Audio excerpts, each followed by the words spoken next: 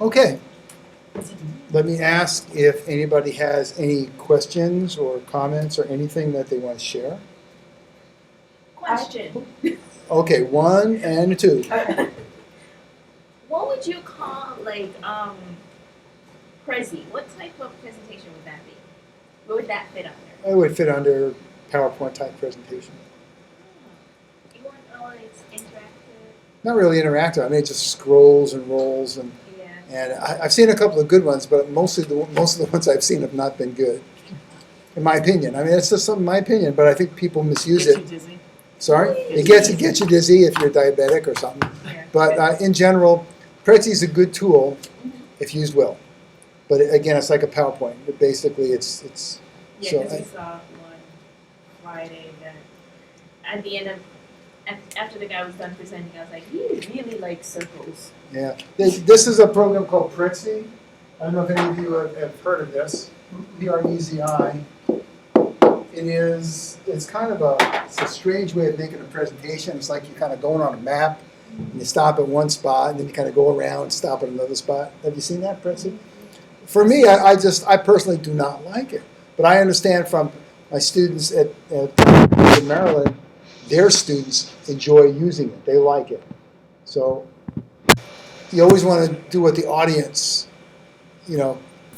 figures is most effective. And if that is effective in reaching those students, then okay, I would use it. I wouldn't like it, but I would do it. Okay, sorry, I don't want to tell you any more than you wanted to know. But, No, just ask. and who else had that? Oh, me. Yeah. Wendy. Actually, I have to say that Careful. we had training today, Yeah. and this woman, she was a wonderful presenter. Her PowerPoint was horrible. Like, I was looking at the PowerPoint, and I'm like, those bullets don't match. Ah. She's got, like, different types combined.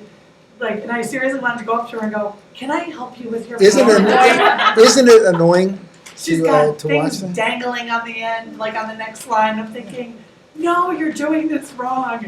And I think the most annoying thing was she took a PowerPoint that was a half a day training and smushed it into 2 hours. But she didn't redo the PowerPoint, she just jumped through the slides. And then she gave us a handout, and her handout doesn't really match the numbers on the slides. So I'm just sitting there going, I can't make a comment. I can't make a comment. I can't make a comment. But It was so funny. that is funny. That is funny. Thanks for sharing that. And I hope no one ever sees anything like that again. Please. And any other things that people want to share?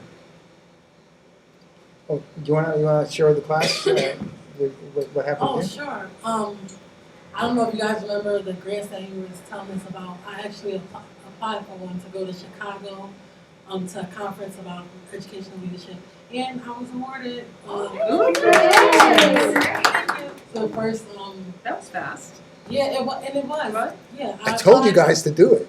You have to apply like 2 weeks before their meeting, and at the meeting they decide whether or not you get it based on the evidence you provide, which is like copies of the registration fees and the actual conference and what it's about. And everyone that applied for one, I was looking at the minutes from the meeting, everyone got it.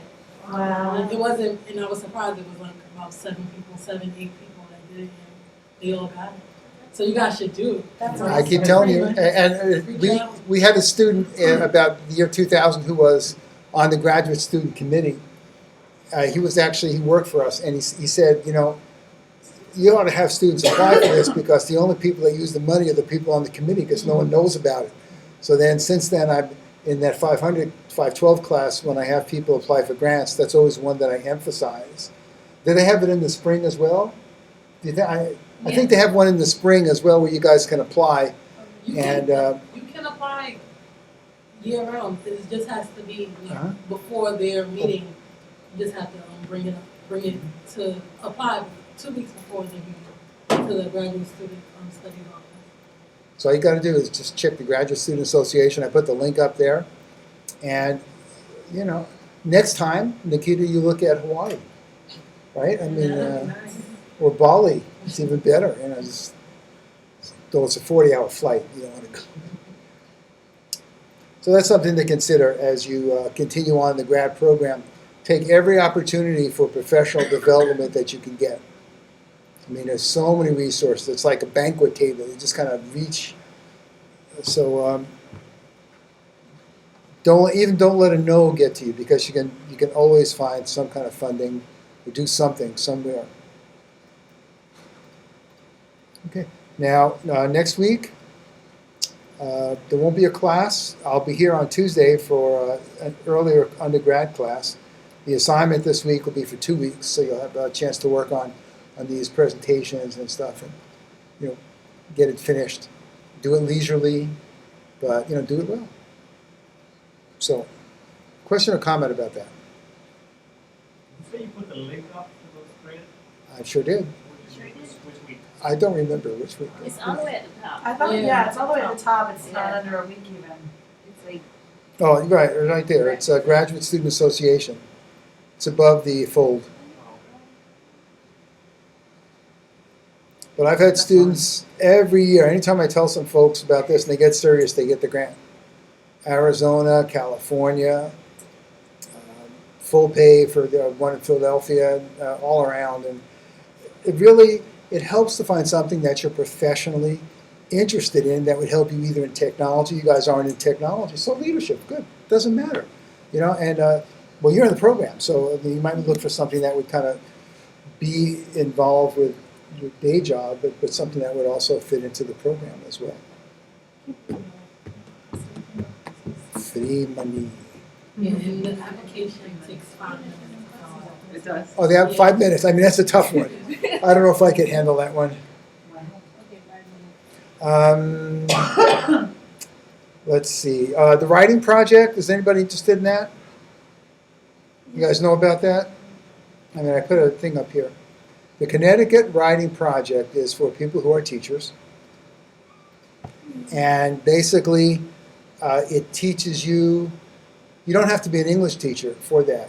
You just have to be someone who's interested in teaching, because they take you and they actually make you a writer. They make you be able to teach writing and use writing in the classroom. For me, in 1984, it was like the best single experience I've ever had in a classroom. I went for the summer, and it totally changed everything I do in the classroom since. Now, Glenn Mason was over there, and a couple of the other students actually did that last year. I told them about it, and they did so well that they just asked, Glenn, just ask me about it, because I discussed it in class. I nominated him, and you have to be nominated by someone. I nominated him, and he did really well, and it has kind of parlayed that into something greater. And you will become so good at helping people become writers and also using writing techniques. It used to be, I'm pretty sure it's still the same way, you get 6 graduate credits for free. They actually pay for the graduate credits. And you spend, I think, 4 weeks in the summer, maybe a couple of Saturdays during the semester. And it's very competitive. It's competitive. I mean, they have 20 slots, and usually they have more people apply. But I'm always willing to nominate people and help you try and get in. Especially, Glenn now. You just go over to Glenn. I don't know if you know Glenn. He's teaching over there. He's our TA. He graduated, so he's teaching some classes for us. He's kind of like that tall guy, tall and skinny, just over in the next room. And it's a fantastic opportunity. I tell you, you get 6 credits. It's not going to count toward this degree, but it may count for more money for at the school, just so you have more credits. But it's better than any of the single college courses you'll ever take.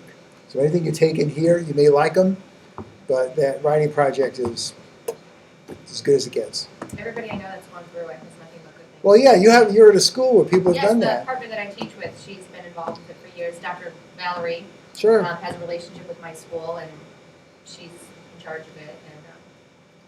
And it's wonderful. So that's something to consider, you folks who are teachers. We'll nominate you, You're interested in doing that. Julio will be right up your alley. Right there. Everybody. It doesn't matter what language you teach. It doesn't matter what subject you teach. When I did it, they had people from every subject area. I was the only college guy. In those days, they didn't have college people do that, but I was the only college guy. So read that, let me know if you're interested, and I will, I'll nominate you. And there's an interview process, you go through and they'll tell you what's going on there. But really, it'll mean a vector change in how you teach. Seriously. It's like the grants, it's an opportunity you don't want to miss, in my opinion, it's my opinion. Not a fact, but just opinion. Okay, did anybody have any questions or comments about anything that we covered? Anything in the homework, the class? Could you actually go over that final presentation? Because I was sick last week and I feel like I missed. You missed everything. I know, I feel like I Everything. missed like so much, it's not even funny. Everything. So if you could kind of quickly go over it and, because I want to make sure I'm on the right track with what I'm doing, so. Yeah, well, we're going to actually work on that tonight. And I'll give a quick summary. And then you guys are going to have a chance to actually get together and look at this. So let me go up here to the notebook activity. Now this is due at the end of the semester, so you've got like 3 or 4 weeks to go. And you'll have time over the Thanksgiving holiday. I'm going to give you an assignment for 2 weeks so that you can pace yourself and do these. And so where is it?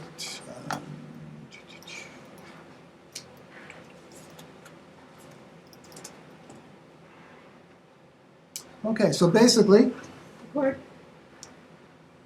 I'm recording. If you looked up here and you don't even have your sign up. No, I don't. The girl in their class has a really nifty sign that's like, it says record, stop recording. It's outstanding. I mean, it's a way to do it. And you can tell she's in the ed tech program. Okay, just joking. Okay, so it's through the last class meeting. And you're going to be using the instructional design process to design 5 interactive lessons that you'll be teaching in front of a class, or else you can actually show a substitute teacher how to do this. So basically, you're going to put resources together and you're going to make a lesson plan that's really going to be detailed as to what you're going to be doing. So for example, remember I had the United States map up there? Yeah. Okay, well if I was doing a lesson plan, I would say the first warm-up might be, depending on the grade level, we sing the state song or whatever, just to get people in the mood. Then we'd have the states up there, the map up there, and have students kind of match the states to the area. Then maybe have students come up and spell certain things, and then do some other activities. And I could actually stay on that screen for maybe 20, 25 minutes doing different activities. So I would write that as part of my lesson plan. 5, 10 minutes I would do this, and I'd be specific. And then I would say at 27 minutes, 25 minutes, I would move on to screen 2, where I would have another activity that would involve the states but be in a different way. So they would kind of work with it. So I can have an interactive lesson. I can design an interactive lesson with just 2 screens or 3 screens, depending on what it is you're designing. So the focus here is looking at the tools, the interactive tools that are available, and then using them in an instructive way. And once you can do this with a notebook, a smartboard, you can stand up in front of the class, use almost anything to teach and teach well, because it's a motivational tool. And once you learn the different ways that you can, present things, then it takes a lot of the pressure off, because you don't have to design materials that are already designed. You don't have to create media because the media is there. You just have to look at the design process of how you're going to design your instruction and deliver it. Does that make sense? So here, looking at the sheet, then I'm just giving you an example here. This is an example of, actually Smartboard again, same thing.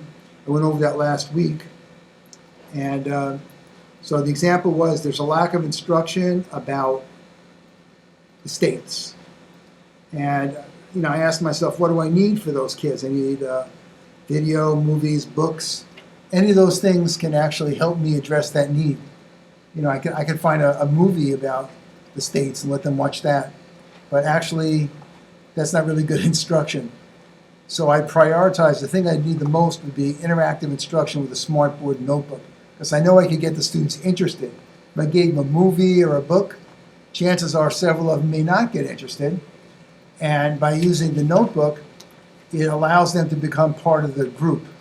See, even if you're sitting in the back and kids going up in the front, there's high interest. Okay, so the audience for that would be the students. The objectives would be whatever the objectives are for that lesson about the states. Content analysis would be, I'm going to teach about the New England states, the capitals, other information about them, the largest, the smallest, perhaps, maybe the nicknames. So that would be my content analysis. Then my instructional strategies would be, I could have progressive reveal, I could have interactive activities where they would move things and bring things. Another instructional strategy could be draw a line from one place to another. So you have like the state, and I have the names and have to draw the line to the right. That's an instructional strategy. Draw the line here, draw the line there. Another instructional strategy could be a quiz, or another one could be maybe a guessing game or concentration. Support materials are things, Catherine, I always want you to think about. Anytime you design something, you always want to have additional materials, support materials. So remember when I gave you the states tutorial?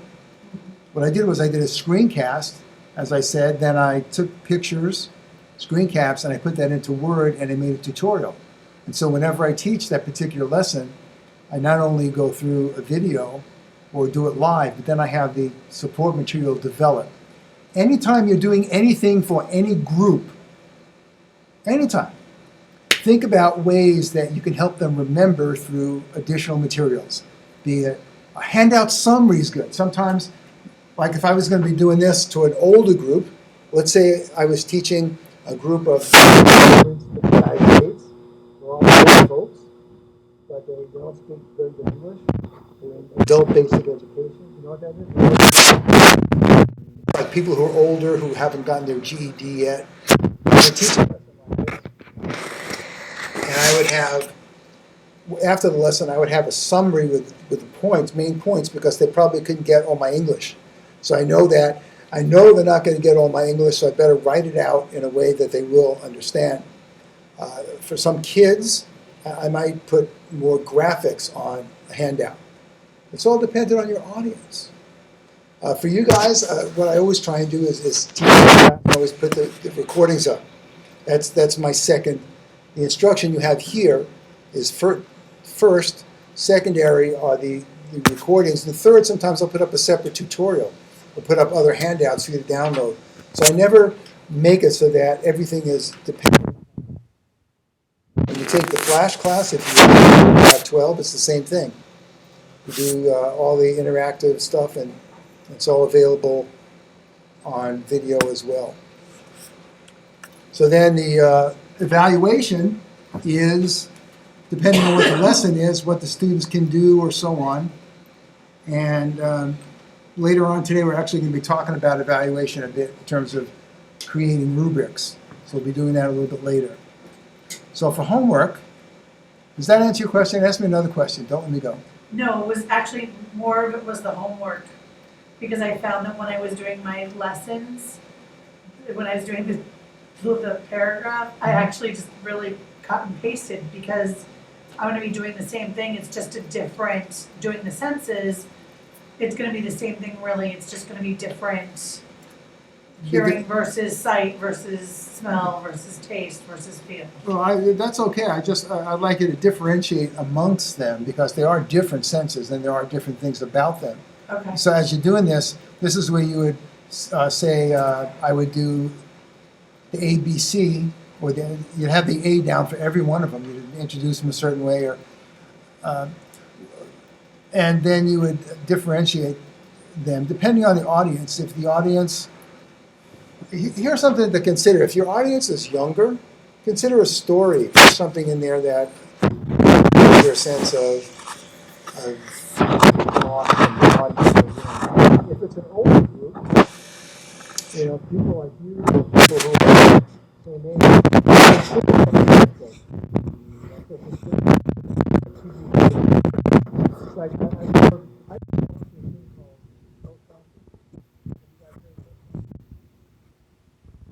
you belong? Anybody? Could you say what it is, Catherine, so that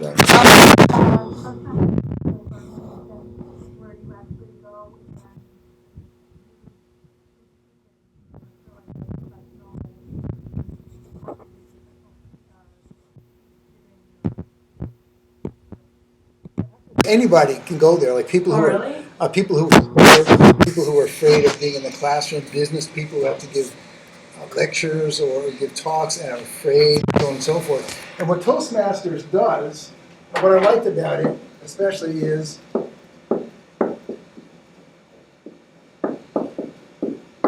what happens is you give a speech, and the speeches can't be any more than 5 minutes. And then you have people who are there to help you. They give you feedback. So there's a person who counts the ums and the ahs. Then there's a person who looks at the grammar. Other people give you feedback. It's all positive feedback.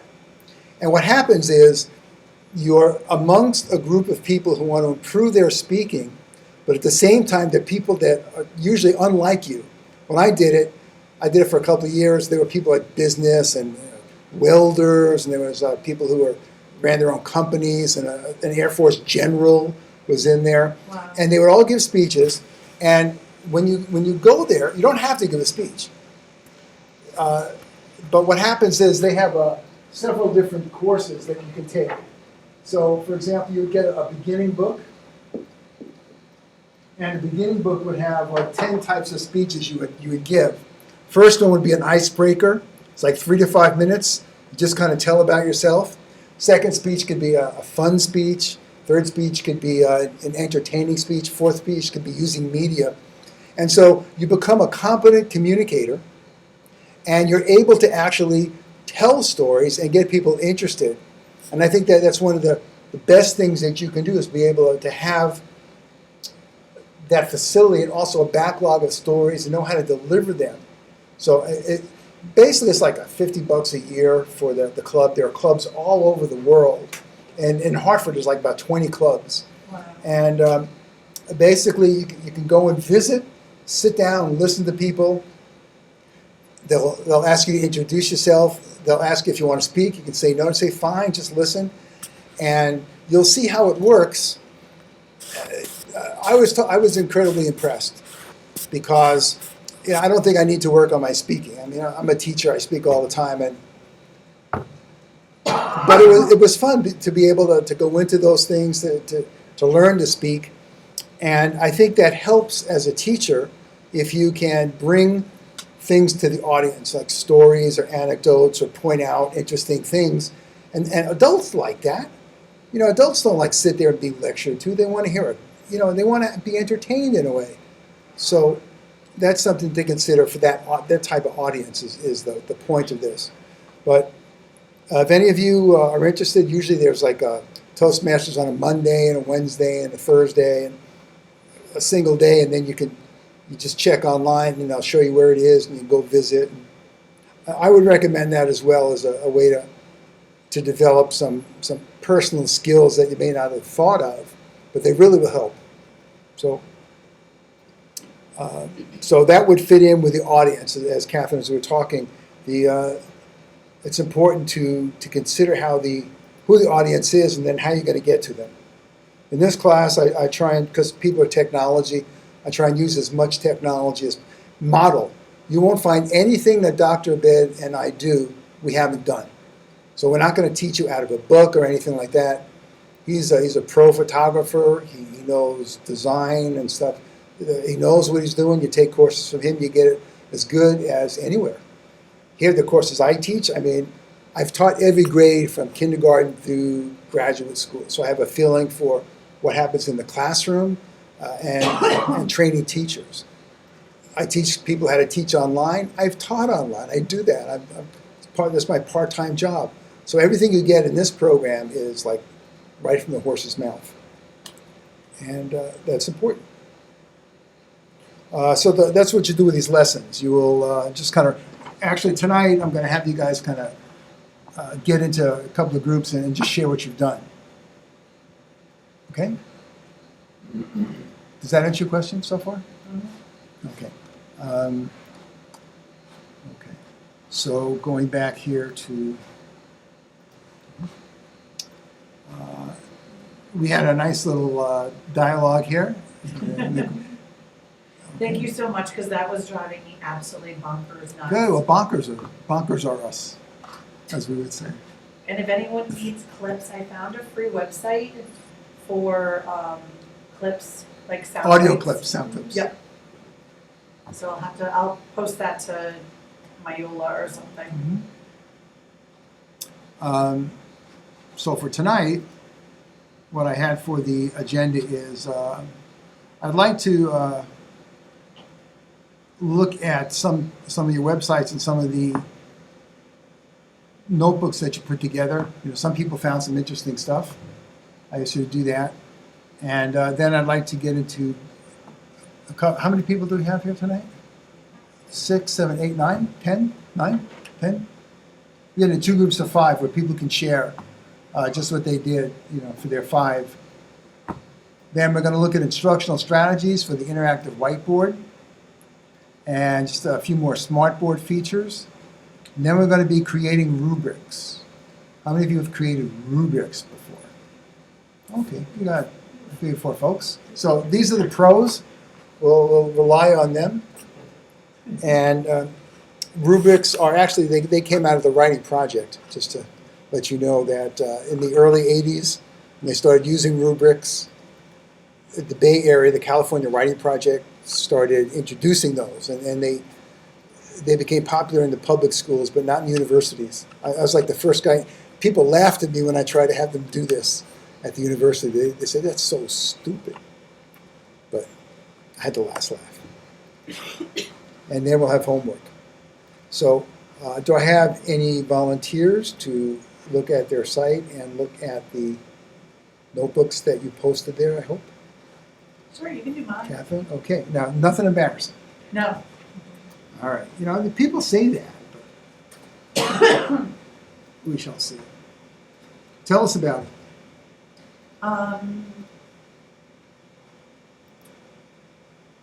Any particular one? If you go into assignments, actually, wait, hold on, go back up for a second. I think it's under things I'm working on. No, It's a nice title. wait, where is that not uploaded differently? For some Not there. reason, yours is coming up different than mine. That's hard to do. Oh, it's that one. Oh, wait, go back up for a second. I just have to say that the little bird there is a baby Baltimore Oriole that fell out of a tree.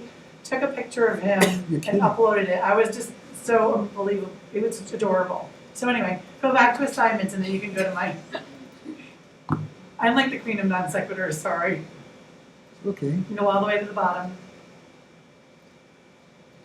And Okay, then. which one? If you go to the place where it says below is a couple of tools I'm going to use for my topic. Okay, these? Nope. No, but actually, that's the notebook, that's one of the notebooks I found on Smart Exchange. So which is the one that you put together for this week? The what? The one where your arrow is. Yeah. Right. Yep. Here? Those were a couple of the different ones I'm gonna be looking Okay. at, and then there's 1 or 2 that I'm starting to do on my own of making a, Okay. Well, let's just, which one should I look at? Top that or one that bottom? you're on, the top one, yeah. You got it.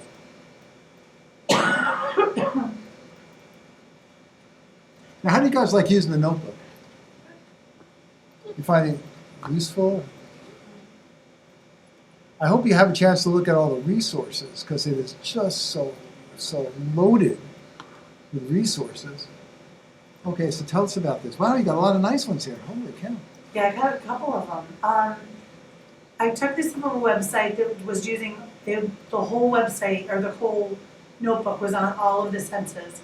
But what I'm going to do is change it up and just use it for 1 of the 5 and see what one I like better. If I'm going to use it for taste or smell or hear or see, probably see.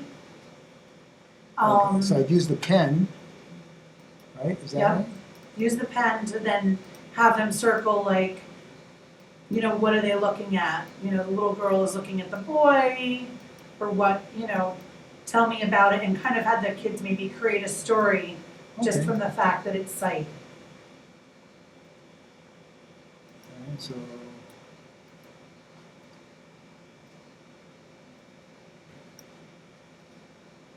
It's a little slow here. So he shops at J.C. Penney, and she's the best speller in the class.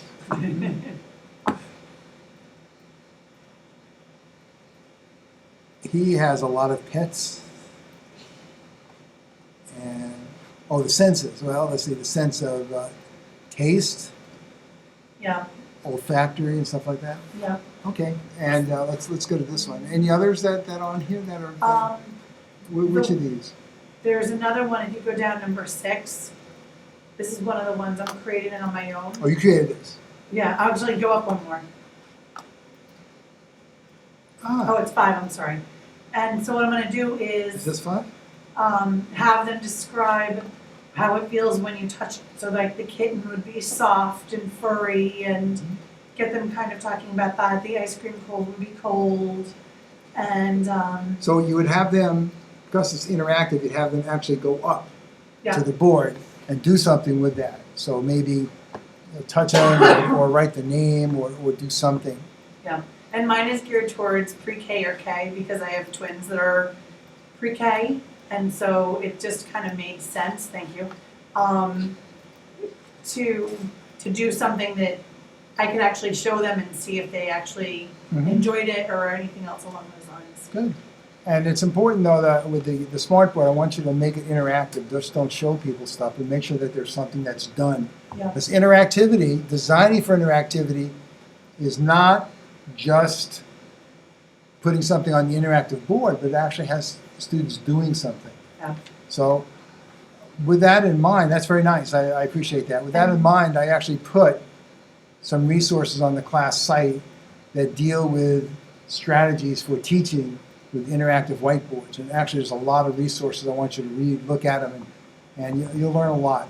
We'll go over those in class too. Kathy, do you have something else? There was one more, you talked about interactivity, if you go down to number 6, what I'm gonna do, this is with sight again, I'll have the kids come up to the board and have them mark off what color their eyes are. So going across, everyone marks off how many green, if they have green eyes, so have them actually physically come up to the board. What grade level? Again, pre-K through K. Okay, then I don't think you want to use this font. Okay, That font is, you really want to use a non-fancy font because students are going to have enough trouble looking at it. So you want to actually just find, definitely not handwriting, Okay. Arial or Times or something like that. And the same thing with these. Now, people who are teaching now can correct me, but I think the categories here should not be capitalized. Those of you who are teaching elementary school, what would you say? I would, like green, blue, I would just have them all lowercase. And why is Okay. that? Well, Explain there's why. really no reason for green to have an uppercase G. It's not the beginning of the sentence, it's not a proper noun. And at that age, it's really a big focus. Yeah, what you want Can I to, color coordinate them so that the green is a green font? what I would do more is like put maybe a green box. Have a light green background, a light blue background, a light brown background. Because if you put text in different colors, it really is confusing because it's not that way in real life. If you have different colored backgrounds is okay. One reason I say to keep it small is because that's the way students see it the most. So in any way, shape, or form that you know that people are going to see something commonly, that's the way you put it. Even if your first instinct is to use all caps or whatever it is, you have to consider the audience. And for definitely first grade, they're not going to know the difference. They would be more confused than anything else. So that Use is, visual supports too, like eye color to put an eye wall, glasses to put a, notice Okay. notice the title, how different that looks. Yeah, Yeah, you have to pay attention to everything. Everything. That's what separates you from the people who do it intuitively. The fact that you're being trained to develop things in a way that enhances communication. That's all it is. We're communicating ideas and information and instruction. So we're communicators, and we have to do the best job at communicating. So I think like a nice green background, let's see how that looks. So if I go here and I go to properties, and I would use a light green, definitely green. No, not the text. Forget that. That's, let me go back to black. But for the fill effects, solid fill, and I give it, okay, maybe even a lighter green like this, okay? And then same with blue and brown. I might make this like the regular font, and I think that would work. But then you'd have the problem of other and glasses, so they wouldn't be. But then that would be okay too, because if you just have the colors.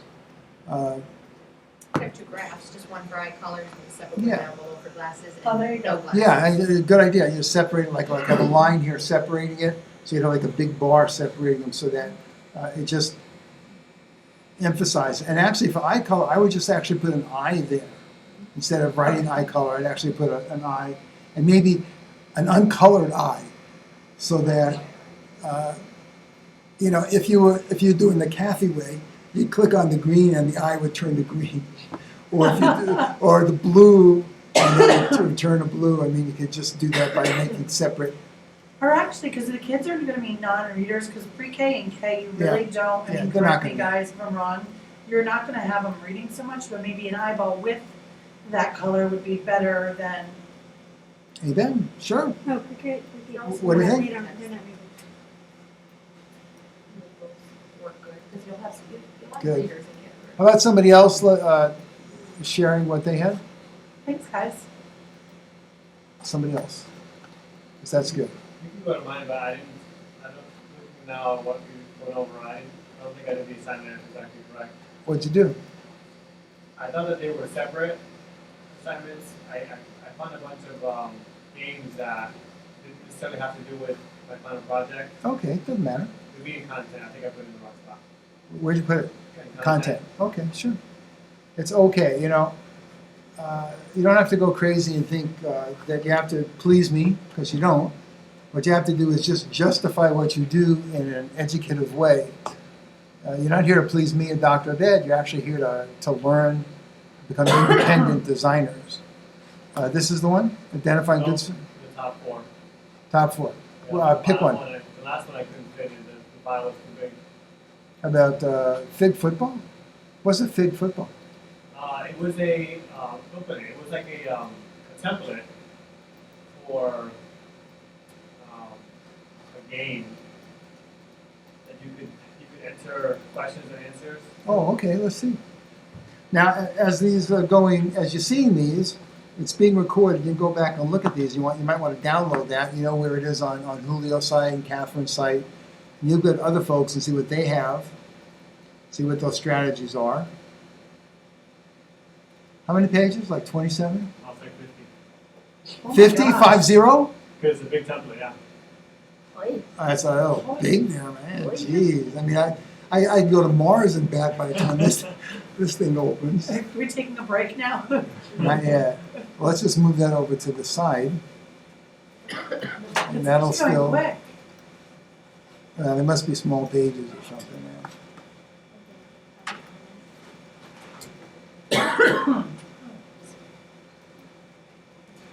As we're waiting for this, as we're waiting, it's up to 52. Okay, looks like it's there.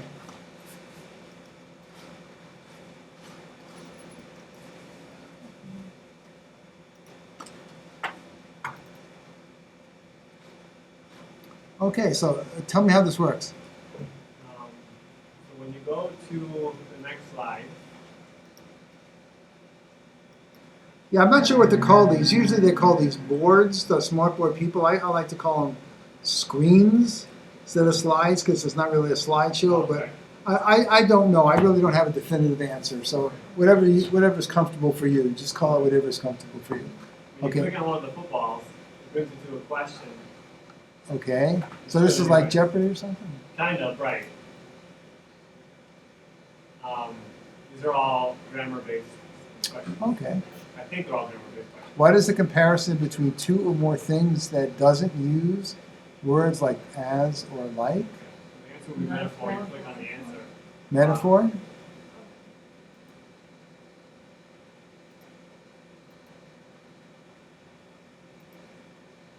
Metaphor. Okay. And then at the bottom of that page, it says move 15 yards. You would go, I thought there was a button that took you back to the home, but I don't see one there. You know what the problem is? That the link is on the letters. So if you click on the outside, see?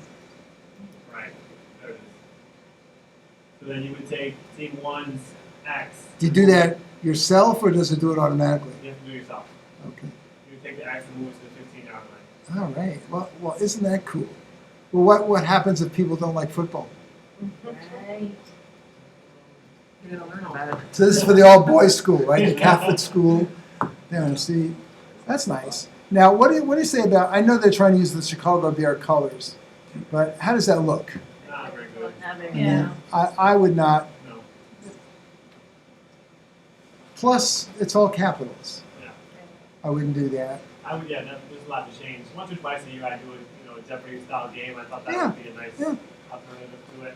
I got no problem. Plus, you can always change these because people put them up there and you can change them. Right. It's just the colors of the bears.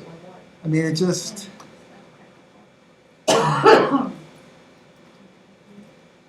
Interjection. This? What is it? Is it? Onomatopoeia. Onomatopoeia, yeah. Onomatopoeia. Yeah. Good. Nice. Okay. So that's the kind of thing I'd like you to keep doing is to looking for resources and sharing them. And then in the forum, the weekly forum for questions and comments, if you find something, Kathy, you can put that link up there for the audio. Okay. And this week I'll put like the question and comment section. And if you find stuff that you want to share with people, that's a great place to do it. Would you click on the last one on my page and just tell me what you think of it The last on my website? on your website. Is that yours? Okay. And this one here? The one on the one that says this is the link. Now this is the one that you've had before. I've seen No, this. yeah, up a little bit. This Said one? This is the link to my last notebook file. This? Yeah. That's too easy. Open it. Download? Yeah, it's whatever. There's a lot of sound in this one. It was like it wasn't a game. It was an interactive lesson, I guess. And this is yours or someone else's that I you? found it on the 50 pages? No. This was just one page. Oh, okay. One page works. It's called Games in the Classroom.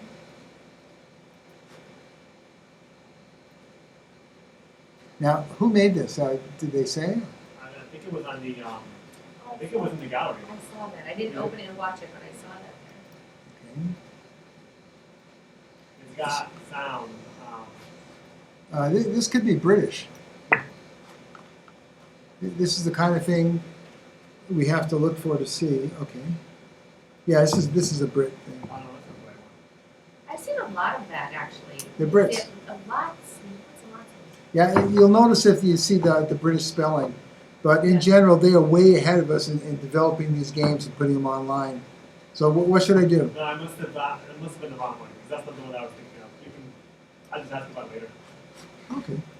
Well, that's good to get to. No need to be sorry. These are the kinds of things you can find all over the place. Whatever your particular lesson is, you can look online. You'll find something like this. This is Flash based, and the way you can tell it's Flash based is if you Control click on it. And, well, it's not going to let me do it, but you can tell it's Flash based because these are all Flash based. You can edit the stuff that's on. That's Sorry? someone said you have. Yeah, you should be able to put your own stuff in here. Figured that out. Sorry? I figured that out the hard way. Figured it out the hard way over the weekend. Did you find the same one, or did you find? No, I found a different one. I found multiple, but the one I wanted was actually Julio showed it in class before. Uh huh. The whole vortex. It's okay because I thought it was cute. Yeah. And the swirling and the dragon, everything popped into it. But I was trying to figure out how do you change the picture, and I figured it out the hard way. And what's the hard way? Trial and error, knocking your head on the table and being like, okay, this can't be that simple, and it was simple. Just trying to got the picture in. Well, that's not the hard way. I mean, you just took the long way, maybe. Okay, good.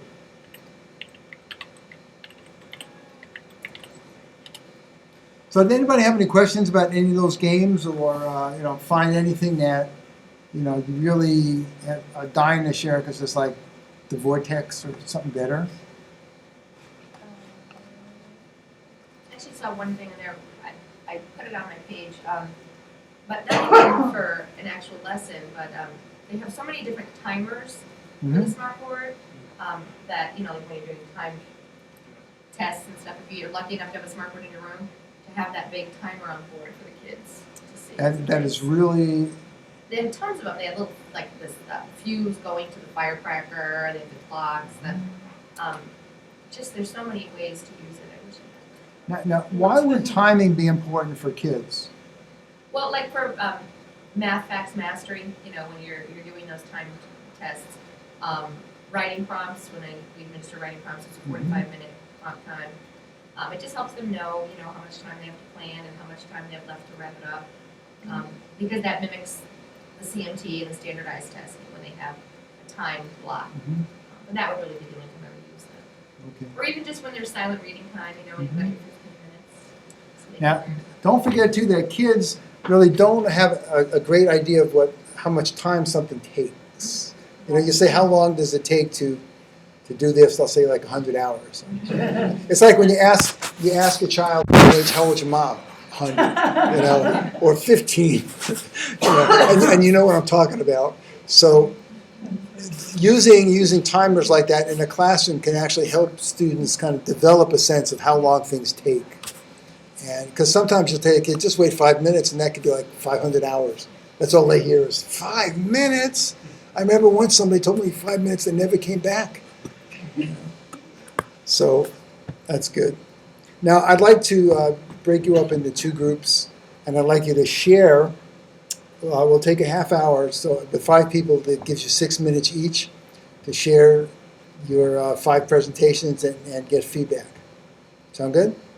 So why don't you 5 go on outside, like you 3 and 2, and just leave these 5 people here. And you guys can share amongst yourself, and we'll get back. And person keep a timer in the group. Make sure that nobody gets more than 6 minutes.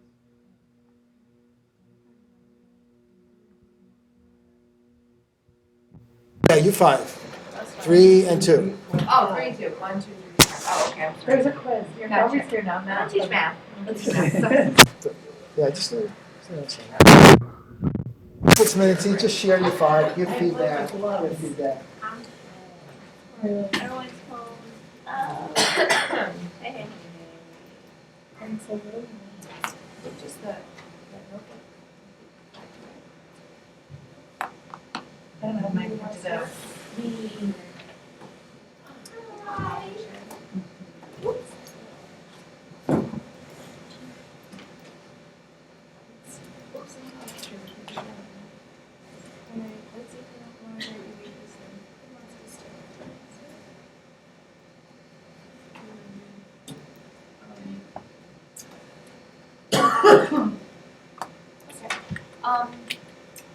I teach grades 1, 2, and 3, so the 5 lessons I have broken up between grades 1 and 2.